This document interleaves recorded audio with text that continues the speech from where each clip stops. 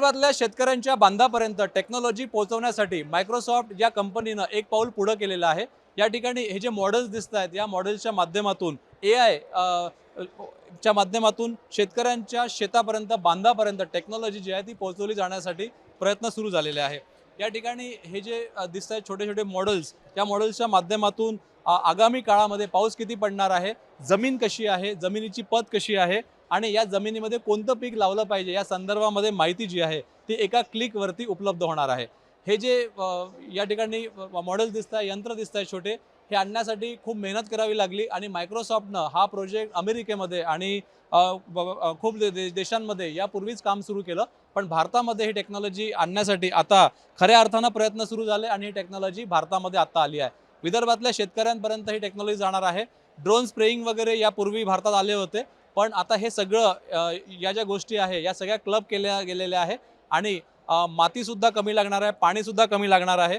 त्यामुळे agree pilot नावाची एक कंपनी आहे, एक नवीन इनिशिएटिव्ह आहे, त्याच्या माध्यमातून मायक्रोसॉफ्ट या कंपनीनं हे जे सगळं आहे विकसित केलेलं गोष्टी आहेत, तंत्र आहेत, हे सगळ्या विदर्भातल्या शेतकऱ्यांपर्यंत पोहोचलेलं आहे। प्रशांत मिश्रा माझ्यासोबत आहेत, ॲग्री पायलटचे CEO आहेत, ते त्यांना विचारूया। सर, एक आरोप असा होतो की हे जे सगळं AI वगैरे आहे हे किती योग्य राहणार आहे, प्रिसिजन जे आहे याचं किती स्क्वेअर किलोमीटरमध्ये राहणार आहे आणि किती एरिया यासाठी आवश्यक असणार आहे, त्यामुळे आगामी काळामध्ये हे बदलत जाईल, याच्यामध्ये गोष्टी ज्या वाढत जातील, प्रिसिजन जे आहे ते वाढत जाईल, पण आता किती स्क्वेअर किलोमीटरमध्ये हे सगळी यंत्रणा लागणार आहे? सध्या AI मध्ये आम्ही 5 स्क्वेअर किलोमीटर म्हणजे जवळपास 1270 एकर यामध्ये आमची शेतीचं क्लस्टर क्रिएट केलेलं आहे। त्याच्यात आपल्याला सॅटेलाइट इमेजरी, त्याच्यात आपल्याला वेदर स्टेशन, सॉईल टेस्टिंग आणि ड्रोनमुळे पेस्टिसाईड आणि फंगीसाईड हे सर्व आपल्याला करता येईल। आणि हे क्लस्टर आम्ही 30 लॅक्समध्ये अवेलेबल केलेलं आहे पूर्ण। त्याच्यात म्हणजे जवळपास 1270 आपले शेतकरी असतील, प्रत्येक शेतकऱ्याला 2000चा खर्च येणार आहे, फक्त 2000 वर्षाचा। त्याच्यात त्यांना AIची ॲडवायझरी, AIचे पूर्ण इन्स्ट्रुमेंटेशन आणि कसं शेती करायचं, आणि AIला कितीही आपण बोललं तर ग्राउंड डेटा हा फार महत्त्वाचा असल्यामुळे हे क्लस्टर प्रत्येक ठिकाणी खूप उपयोगी आहेत। जर आपण हे क्लस्टर प्रत्येक ठिकाणी लावले तर लोकांना ॲक्युरेट इन्फॉर्मेशन, जवळपास 97% ॲक्युरसी इन्फॉर्मेशन आपल्याला मिळेल। त्या माध्यमाने आपण शेतकऱ्यांना कुठं सॉईल टेस्टिंग करायची, कसं काय मायक्रोन्यूट्रिएंट टाकायचे, हे सर्व गोष्टी आपण मायक्रो क्लायमेटच्या आधारितवर कसं इन्सेक्ट डिटेक्ट करायचे, हे सर्व गोष्टी याच्या माध्यमानं आपण सध्या करत आहोत।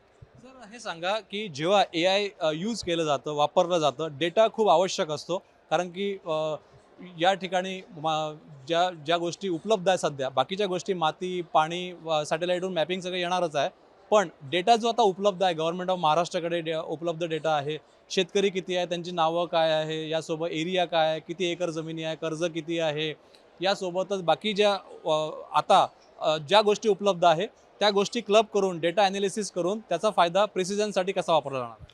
सध्या तर गव्हर्नमेंटचा डेटा प्रायव्हेट पार्टींना अवेलेबल नाही आहे आणि ते खूप मोठी आपल्याला म्हणजे त्रास होत आहे त्यामुळे। तर सध्या नितीनजीने इथं सॉईल टेस्टिंग डिपार्टमेंटशी MOU केलेला आहे। होपफुली त्याच्या माध्यमाने आपल्याला मोस्ट डेटा अवेलेबल होईल।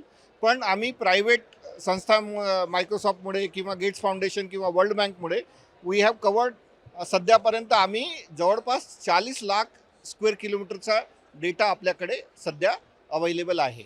आणि मायक्रोसॉफ्ट आणि IBMमध्ये प्लॅनेटरी कम्प्युटर आहे, त्याच्यात 20 ते 50 वर्षापर्यंत मागच्या कालाचा डेटा पण उपलब्ध आहे। त्यामुळे आम्ही मॉडेल ट्रेन केलेले आहे। त्या मॉडेलामुळे लोकांना खूप म्हणजे फायदा होईल, कारण की प्रेडिक्टिव्ह किंवा संभावित काय त्याच्यात रोग वगैरे येणार आहे हे यांची जानकारी आपल्याला पुढंच देता येईल। शेवटचा प्रश्न असा, एक आरोप असा लागतो, ऊस उत्पादन मोठ्या प्रमाणामध्ये घेतलं जातं विदर्भामध्ये, उत्तर प्रदेशमध्ये, आणि याच भागामध्ये पाणी जे आहे ते ऊस खूप मोठ्या प्रमाणामध्ये घेतं, ऊसाचं पीक।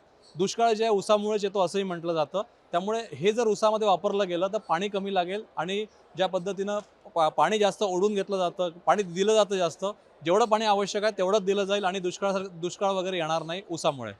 हां, AIमुळे आपण सॅटेलाईटमध्ये बघू शकतो की कुठं वॉटर स्ट्रेस लेवल आहे, वॉटर जास्त आहे, तर उगीच आपल्याला पाणी खर्च करण्याची गरज नाही आहे। जवळपास आम्ही बघितलं आहे की 40% वॉटर कन्झर्वेशन म्हणजे 40% वॉटर कमी लागणार आहे. जवळपास 25 ते 30% खत कमी लागणार आहेत आणि यील्ड जे आलेले आहेत ते 30 ते 40 टन जे नॉन एआयमुळे होत होते ते आता 70 पासून 180 टनपर्यंत म्हणजे 70 पासून 180 टनपर्यंत कोणकोणत्या शेतात गेलेले आहेत. तर याच्यात खूप फायदा होणार आहे ए आय प्रगतीचा. ए आयमुळे खूप लोकांना त्याचा बेनिफिट मिळणार आहे. हे प्रयोग आता आम्ही स्टेपल, कॉटन आणि मिलेट या क्रॉपवर पण सुद्धा सुरू केलेलं आहे. तर आपण जे आता शुगरकेनमध्ये किंवा ऊसामध्ये आपण बघितलं आहे ते आपण दुसऱ्या क्रॉपमध्ये पण लगेच बघणार आहोत. आपण पाहू शकतो या ठिकाणी ॲग्री पायलटच्या माध्यमातून मायक्रोसॉफ्टनं नागपूर, विदर्भ आणि गडचिरोलीपासून सर्व दूर ज्या ज्या ठिकाणी जमीन उपलब्ध होईल, शेतकरी पुढे येतील, सहकारी संस्था पुढे येतील, त्या ठिकाणी हे ए आयचे ज्या गोष्टी आहे, उपकरणं जे आहेत त्या लागणार आहे. कृषी विद्यापीठंसुद्धा पुढे येणार आहे. गेले 2-3 दिवस मंथन झालं या ठिकाणी आणि ॲग्रोव्हिजनच्या माध्यमातून ए आय जे आहे मायक्रोसॉफ्टचं ते लवकरच विदर्भात ठिकठिकाणी लागणार आहे आणि आगामी काळामध्ये डेटा जसा जसा वाढेल तसं तसं प्रिसिजन, तंतोतंतपणा हे सगळं या आय टीच्या या टेक्नॉलॉजीमध्ये ए आयमध्ये वापरलं जाणार आहे आणि शेतकऱ्यांना त्याचा फायदा होणार आहे. व्हिडिओ जर्नलिस्ट विनय शुक्लासह प्रवीण मुधोळकर, NDTV मराठी, नागपूर.